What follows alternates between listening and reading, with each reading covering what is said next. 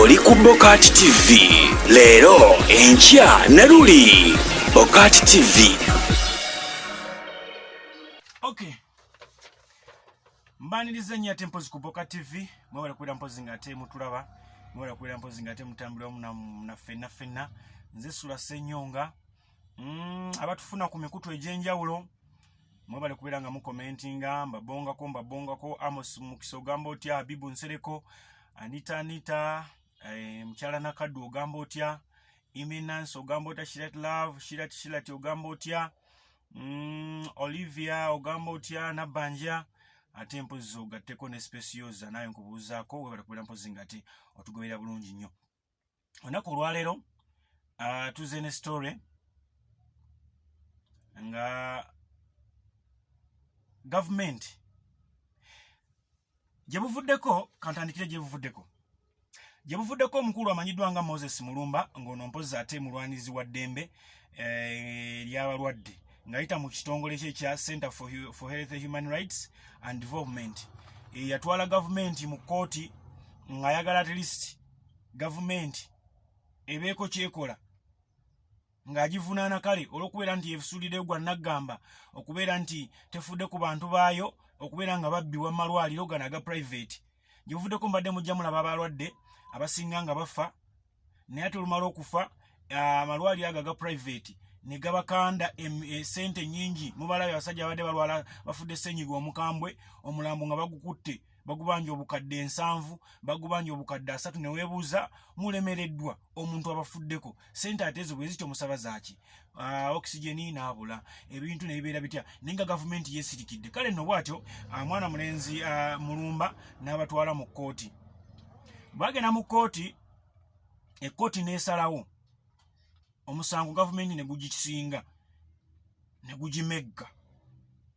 Era bwe kityo Anthony General teyafuddeyo n'agamba nti kaajulire kuba naye yennyini abadde akirabye. Era bwe batyo kkooti yalagidde gavumenti etuule era bwegenda okuregulatingamu ebisale oba emiwendo omulwadde alina kusasula sente mmeka ng'ali mu ddwaliro lya private, tebalina kusukka sente mmeka.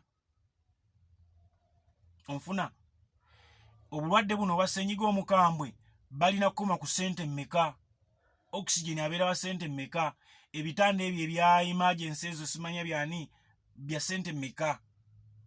Oba nfuna bulungi nnyo. Kale bwetyo kkooti bwe yaluulinze gavumenti n'etuula n'egamba kiri kitulidde, n'esindika Anthony General waayo n'emulagira n'emugamba atuule ne bannaffe aba Uganda Medical and Dental Practitioners Council UMDPC. Abo ke kakiiko akakumaakuma abasawo n'abo bonna abali mu bintu ebyo eby'amalwaliro ke kabagatta batuule baregulatinge emiwendo gya ebisale. Omulwadde alina kusasula sente mmeka ng'ali mu private? Omulwadde alina kusasula sente mmeka ng'ali oba mu government hospital mu services ezimu? N'ekimanyi esinga zibeera za bwereere, zina kuba za bwereere era nga bumanyi Uganda ogimanyi. So kakati ebibuuzo ne bijja bingi nnyo. Mukulu Moses tukwebaza walwanira eddembe ly'abaki ery'abalwadde. Ne kkooti ne tugyebaza nti yaluulinga nga naye erabidde ddala ekintu ekiriwo nti mubutuufu kino ekiriwo abantu abagenda okusinga okufa be bantu ba wansi abatalina nsimbi, abantu ba wansi abatalina sente be bagenda okusinga okukola ki? Okuyisibwa obubi. So gavumenti n'eragira Anthony General waayo agende atule ne council eno UMDPC, Uganda Medical and Dental Practitioners Council, batuule balabe. Ekibuuzo ne kijja ddala nga bw'omanyi Anthony General bw'anaaba ateesa n'abantu bano anaalowooza ku muntu wa wansi.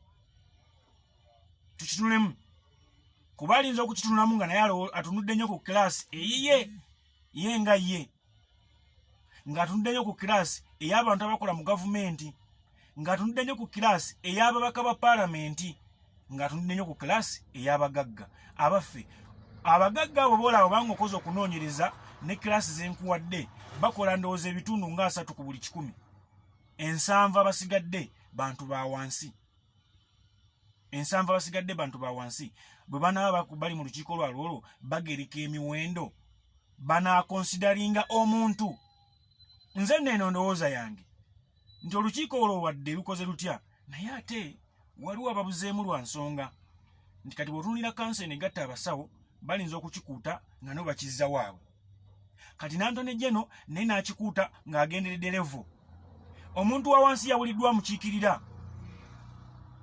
Ku kakiiko kuno kubadde kulina okubeerako ku babaka ba paaliyamenti abamanyi abantu babe bakiikirira mu bitundu n'abantu gye bava. Funa abasajja nga Basseggona, Bassewungu abo babere kakiiko ako. Genda ku wansi noonya ku bakansalaazi waliwo balodi kansalaazi abakiikirira butereevu ku KCCA. Abo basobola okuwa ekiri ku ground kuba ate bo babeera nnyo mu bantu. Tugeze bwe bogenda kudegereka noga nti kale akakadde kamala, naye akakadde ako omuntu w'omu Kimumbaasa, omuntu w'e Kamoocha, omuntu w'e Wandegeya, omuntu w'omu Katanga, omuntu w'e Zirobwe, ow'eruwero Kamira Nakasongola Mubende anaasobola okubeera nga asasula ssente ezo obeera agenda kusigala nga tukyali mu kiri. Ekyo kibuuzo kimu.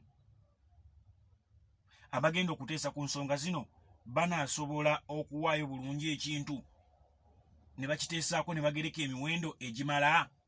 Abaffe gavumenti ezisinga zetumanyiiko nize tusinga okugoberera n'okutunuulira okwegomba balina engeri gye bakwasaganyaamu ensonga. Katutandikire ku kugereka ssente z'abakozi. Paaliyamenti yayisa etteeka ly'abakozi gye tuyite eya minimum wage ne maximum wage. Wakale minimum wage nsente ezitandikirwako ezitayisa bubi muntu. Naye njagala mbuuze gavumenti yali efuddeyo okugoberera ssente ezo nti omukozi owawaka maidi awusigaalo afuna ssente mmeka nga bwe bazigereka mu paaliyamenti bwazifuna. Abaana bakyafuna emitwalo 5, bakyafuna emitwalo 8, bakyafuna emitwalo 4 omwezi. Ne gavumenti ekifangayo ko kibeera ng'ekikwasaganya ekiteeke mu mateeka gaayo.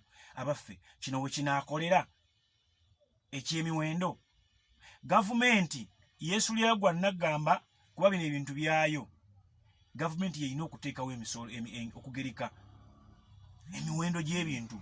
Naye ogenda n'ogula sukaali wano e Kampala n'omugula 4,000 n'ogenda otuuka e Bugerere ng'ali ku 7, n'omugula sukaali e Kawempe 3,500 n'otuuka e Maganjo ng'ali ku 4,500.